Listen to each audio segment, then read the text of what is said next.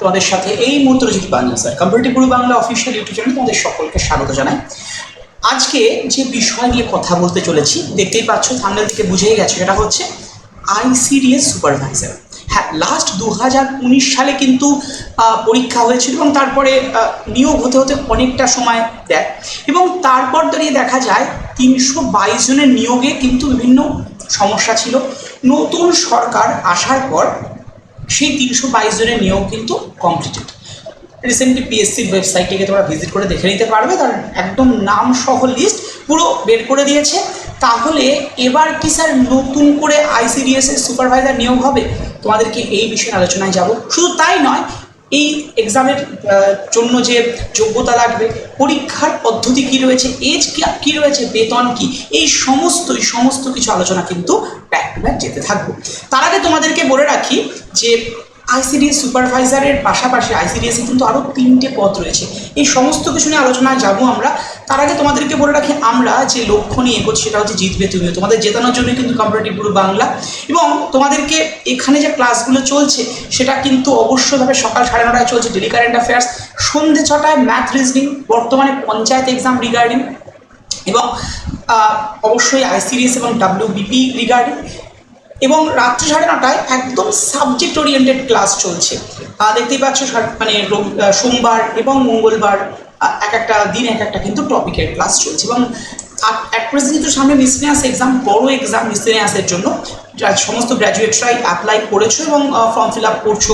তো সেই মিসলেনিয়াসের এক্সামের জন্য লক্ষ্য রেখে প্রত্যেক রবিবার সন্ধ্যে 6:30 থেকে একটা স্পেশাল ম্যারাথন সিরিজ আমরা রাখছি, সেটাও তোমরা অ্যাটেন্ড করো। তাই যারা যারা নতুন আছো চ্যানেলটাতে অবশ্যই সাবস্ক্রাইব করে রেখো, ঠিক আছে? চলো আজকের প্রথম বিষয়ে যাই। আইসিডিএস সুপারভাইজার পদের জন্য কি কি হতে পারে তার আগে বলে রাখি, আইসিডিএস এ জেনারেলি সুপারভাইজারের পাশাপাশি কর্মী এবং হেল্পার বা সহায়িকা, এই নিয়োগ মানে এই 3টে পোস্টে কিন্তু নিয়োগ হয়ে থাকে। তো লাস্ট বললামই যে 2019 সালে পরীক্ষা হয়েছিল, তার পশ্চিমবঙ্গের লাস্ট 3-4 বছরের যে ট্র্যাডিশন হয়ে দাঁড়িয়েছে, সেই পরীক্ষার পর নিয়োগ হতে হতে প্রায় 24 সাল হয়ে যায়। তাও 24 সালে সবাই নিয়োগ পায় না, অনেক পরে এদিক ওদিক করে নিয়োগ হয়। তারপরও দাঁড়িয়ে 322 জনের নিয়োগ প্রক্রিয়া বাকি ছিল, নতুন সরকারের সাথে নিয়োগ করলো। তাহলে এবার অলরেডি তোমাদের বলে রাখছি যে আইসিডিএস এর সুপারভাইজার কিন্তু নিয়োগের একটা বিশাল ভ্যাকেন্সি তৈরি হয়ে গিয়েছে। কত ভ্যাকেন্সিতে স্যার নিয়োগ হতে চলেছে? অলমোস্ট 3000। অনেকে বলবে স্যার পশ্চিমবঙ্গের এত জনসংখ্যা, যেখানে 3000 কি? দেখো, এই লেভেলটা যে লেভেলের এক্সাম, তাতে কিন্তু 3000 একটা ডিসেন্ট ভ্যাকেন্সি বলা যেতেই পারে। যেখানে ক্লার্কশিপের মতো এক্সামিনেশনে 6 থেকে 7,000 মতো ভ্যাকেন্সি থাকে, মানে ডাব্লিউপিএসসি ক্লার্কশিপ। সেখানে আইসিডিএস শুধুমাত্র ওম্যানরাই এখানে অ্যাপ্লিকেবল, কোনো মেল পার্সন এখানে অ্যাপ্লিকেবল নয়। সেইখানে দাঁড়িয়ে এই ভ্যাকেন্সিটা কিন্তু যথেষ্ট ডিসেন্ট ভ্যাকেন্সি বলা যেতে পারে। এবং যেহেতু 19 সালের পর দীর্ঘ 7 বছর কেটে গেছে, এখনও কোনো নিয়োগ হয়নি, এবং 26 সালে আবারও একটা বিশাল বড় ভ্যাকেন্সি আসছে। মিসলেনিয়াসের form fill up almost done দিকে, হ্যাঁ যদিও ডেট এক্সটেন্ড করেছে 9 তারিখ অবধি, কিন্তু তারপরে কিন্তু এই নিয়োগটাও খুব শিগগিরই আসতে চলেছে। তোমরা দেখবে ডাব্লিউপিএসসির আন্ডারে ব্যাক টু ব্যাক কিন্তু এবার নিয়োগ হতে থাকবে। এবং এই আইসিডিএস সুপারভাইজার হতে গেলে যে যোগ্যতা লাগে, একদমই তোমার গ্র্যাজুয়েট হতে হবে। যে কোনো শাখায় গ্র্যাজুয়েশন, কোনো মার্কসের ভেরিয়েশন নেই যে না 50%, 60% পেতেই হবে, এরকম কোনো মানে ভেরিয়ার নেই। তোমাকে জাস্ট গ্র্যাজুয়েট হতে হবে বা ইকুইভ্যালেন্ট টু গ্র্যাজুয়েট হলেই কিন্তু তুমি অ্যাপ্লিকেশনের যোগ্য। কোন শাখা, কোনো শাখা না, তুমি যে কোনো শাখায় আর্টস, সায়েন্স, কমার্স, বললাম যে তুমি যদি এখন ইকুইভ্যালেন্ট টু গ্র্যাজুয়েশনও করে থাকো, ধরো তুমি বিটেক করেছো, তাহলে তুমি অ্যাপ্লিকেবল, ঠিক আছে? এজ লিমিট কত? সবচেয়ে বেশি প্রশ্ন কিন্তু এটা দাঁড়ায়, স্যার এজ আমি কি এজে দিতে পারবো? দেখো, আইসিডিএস সুপারভাইজারের ক্ষেত্রে এজ লিমিট কিন্তু 18 থেকে 40-এর মধ্যে। জেনারেলি 18 বললেও মানে গ্র্যাজুয়েশন করতে করতে তো 18-এর বেশি হয়ে যায় তোমাদের। তো জেনারেলি এই বছর এই এজের মধ্যেই কিন্তু অ্যাপ্লিকেশন তুমি করতে পারবে। তবে আমরা রিসেন্টলি জানি যে সরকারি তরফে ঘোষিত হয়েছে যে এবছর এজের ক্ষেত্রে আরও 5 বছরের ছাড় দেওয়া হয়েছে সবাইকে, মানে ইউআরদের ক্ষেত্রে। এবং তারপর দাঁড়িয়ে এসটিতে যেমন ছাড় পায় সেগুলো তো থাকবে। তাহলে দাঁড়িয়ে এখন কিন্তু 45 বছর অবধি তোমরা অ্যাপ্লাই করতে পারবে, যারা যারা আইসিডিএস সুপারভাইজারের জন্য অ্যাপ্লিকেশন করছো তারা। মানে কারণ সরকারি তথ্য, মানে সরকারি তরফেই জানানো হয়েছে যে বয়সটা এক্সটেন্ড করা হলো, কারণ আগের সরকারের নিয়োগ দীর্ঘদিন নেই, অনেকের এজ বেড়ে গেছে, সেই কারণে এই এক্সটেনশনটা হয়েছে। এবং এসটিএসদের ক্ষেত্রে যে আরও 5 বছরের রিল্যাক্সেশন পাবে, এবং ওবিসিদের ক্ষেত্রে 3 বছরের রিল্যাক্সেশন, একদম সরকারি নিয়ম অনুসারে সংরক্ষিত শ্রেণীর প্রার্থীরা বয়সের ঊর্ধ্বসীমার ছাড় কিন্তু পাচ্ছে। এবার চলে আসি এই পরীক্ষা দিতে গেলে তোমায় কি কি করতে হবে, কি কি ম্যান্ডেটারি বাধ্যতামূলক থাকতে হবে। প্রথমত বাংলায় পড়তে, লিখতে এবং কথা বলতে জানতে হবে, এবং জেনারেলি ওম্যান রাইট, এটা কিন্তু সবচেয়ে বেশি সুযোগ মেয়েদের জন্য, কোনো মেল পার্সন এখানে অ্যাপ্লিকেবল নয়। তো মেল শুধুমাত্র ওম্যান রাইট কিন্তু এখানে মানে পরীক্ষা দিতে পারবে, পরীক্ষার জন্য অ্যাপ্লাই করতে পারবে। নেক্সট যে প্রশ্নটা তোমাদের তরফ থেকে আসে, স্যার এক্সাম প্যাটার্ন কি? আমি পুরো বিষয় নিয়ে আলোচনায় যাবো এক এক করে। এক্সাম প্যাটার্ন যদি বলা যায়, এখানে 3টে ক্যাটাগরিতে এক্সাম হবে আইসিডিএস সুপারভাইজারের। ওকে, আইসিডিএস সুপারভাইজারের ক্ষেত্রে যদি দেখা যায়, প্রথমে হবে প্রিলিমিনারি এক্সাম, তারপরে হবে মেন্স, এবং তারপরে হবে ভাইভা।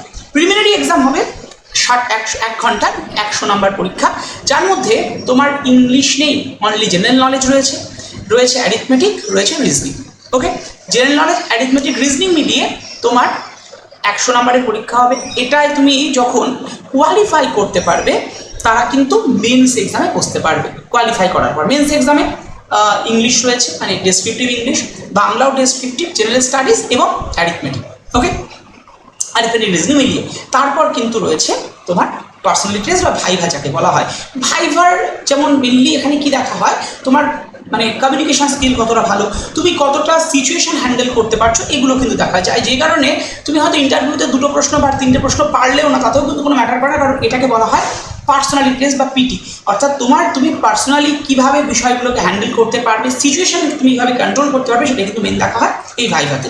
তো এই টোটাল কিন্তু এক্সামটা এবং প্রিলিমিনারি এক্সাম কিন্তু কোয়ালিফাইং ইন নেচার। ওকে, আচ্ছা, তারপর যে বিষয়টা দেখো, এবার অনেকেই ভাবছো স্যার আমি তাহলে ওয়ার্কারের জন্য, যারা যারা ভাবছো, বা হেল্পারের জন্য, মানে সহায়িকার জন্য, দেখো ওয়ার্কার আর হেল্পারদের ক্ষেত্রে যেটা লাগে, মানে তোমার কোয়ালিফিকেশান, দেখো এখানে তো গ্র্যাজুয়েশন, মানে সুপারভাইজারের ক্ষেত্রে ওয়ার্কার হতে গেলে তোমার 12 পাস অথবা 10 পাস, মিনিমাম কোয়ালিফিকেশন 10 পাস হলেই হয়।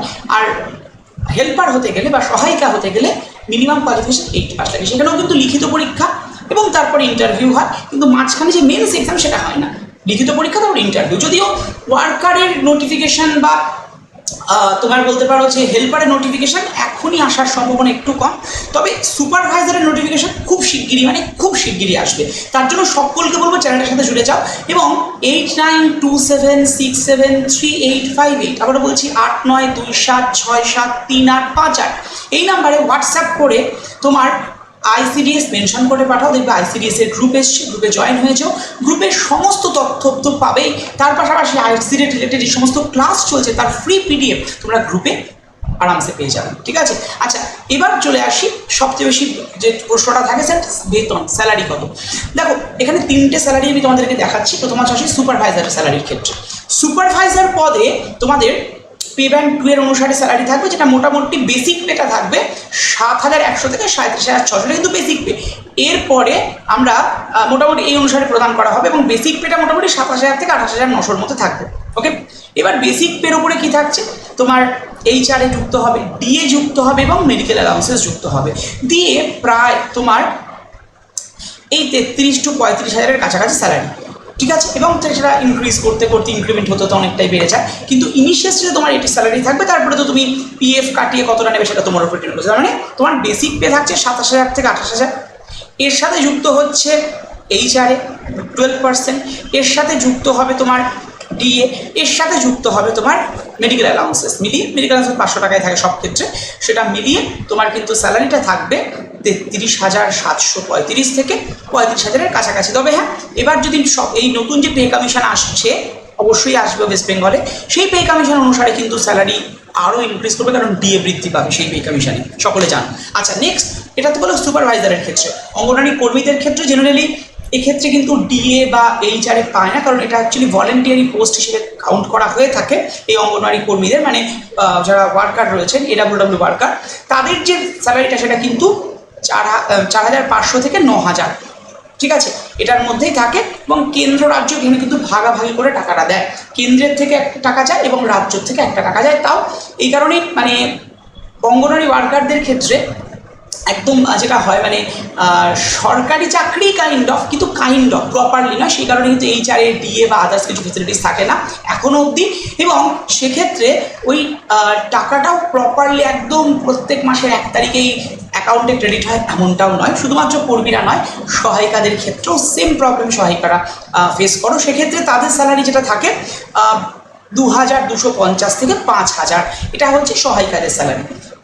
ঠিক আছে, এর বেশি কিন্তু এখনো সহায়িকা বা কর্মীরা পায় না। বাট সুপারভাইজারদের ক্ষেত্রে যেহেতু প্রপারলি গভর্নমেন্ট স্কেলে তারা স্যালারি পায়, এরা কিন্তু কোনো স্কেলে স্যালারি পায় না, এরা প্রপার স্কেলে পায় বলে এদের ক্ষেত্রে HRA, DA এবং মেডিকেল অ্যালাউন্সের সব কিছু ইনক্লুডেড থাকে সুপারভাইজারদের ক্ষেত্রে। আশা করি ক্লিয়ার পুরো বিষয়টা। এরকম ভেঙে হয়তো অনেক ক্ষেত্রে তোমরা বুঝতে, মানে অনেক ক্ষেত্রেই তোমরা জানো না বা অনেকে হয়তো তোমাদের বলেনি, তো পুরো বিষয়টা বুঝে গেছো। তাই যারা যারা উম্যান রয়েছে তাদের জন্য একটা বিশাল বড় সুযোগ আসছে খুব সামনে। এবং এজ গ্রুপ তো বললামই 40-এর বেশি, এখন তো 45 অবধি তোমরা অ্যাপিয়ার করতেই পারবে। তাই একদম জোর কদমে লিখে পড়ো। এবং কোশ্চেনের লেভেল যদি বলি না, সুপারভাইজারের এক্সামের কোশ্চেনের মানে কোশ্চেন্সগুলো খুব বিশাল টাফ হবে এমনটা নয়, একদম মানে একদম ইজিও হবে না, মিডিওক্রি টাইপের প্রশ্ন হবে। কিন্তু প্রিপারেশন তোমার যদি একটু লেভেলের থাকে, তুমি আরামসে, মানে অন্যান্য চাকরির ক্ষেত্রে যেটা হয় অনেকটা বেশি লেভেলে নিতে হয়, এক্ষেত্রে প্রিপারেশনে একটা মিডিওক্রি থাকলে তুমি আরামসে চাকরি পাবে।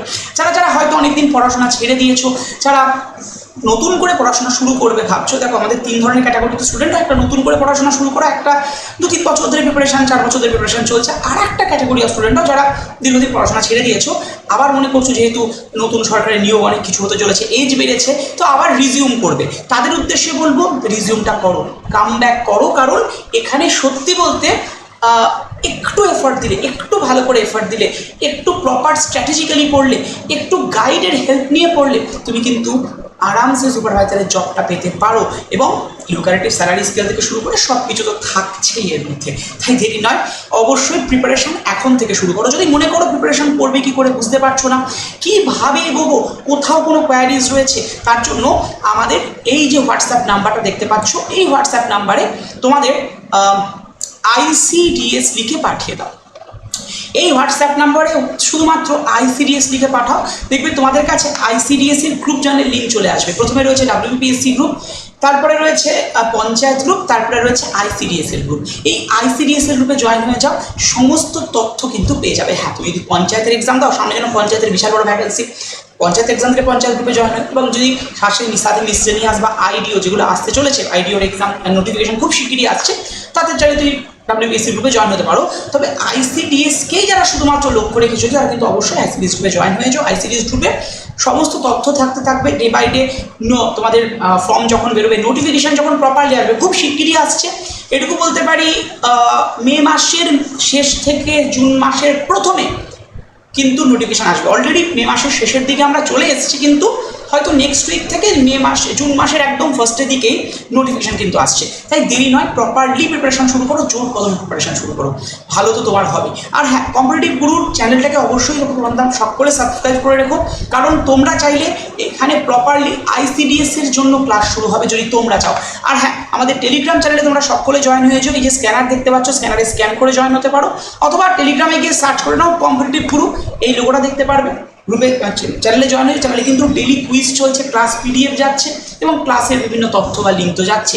আর আমাদের ইনস্টা আর FB কে প্রত্যেকে ফলো করে রেখো। তাহলে ভালো থেকো, সুস্থ থেকো, দেখা হচ্ছে আমাদের সাথে ক্লাসে প্রতিদিন সকাল 9:30 ডেলি কারেন্ট অ্যাফেয়ার্সের ক্লাস, সন্ধ্যে 6টা ম্যাথ রিজনিংয়ের ক্লাস, এবং রাত্রি 9:30 আমাদের হচ্ছে টপিক ওয়াইজ সাবজেক্টিভ ক্লাস। কিন্তু আমি রিসেন্টলি 7:30টার সময়তে, সন্ধ্যে 7:30টার সময় একটা স্পেশাল ক্লাস শুরু করেছি, সেটা হচ্ছে পঞ্চায়েতের ক্লাস। তোমরা যারা যারা রয়েছো তারা অবশ্যই পঞ্চায়েতের অ্যাসপিরেন্স যারা রয়েছে তারা অবশ্যই ক্লাসটা ফলো করো।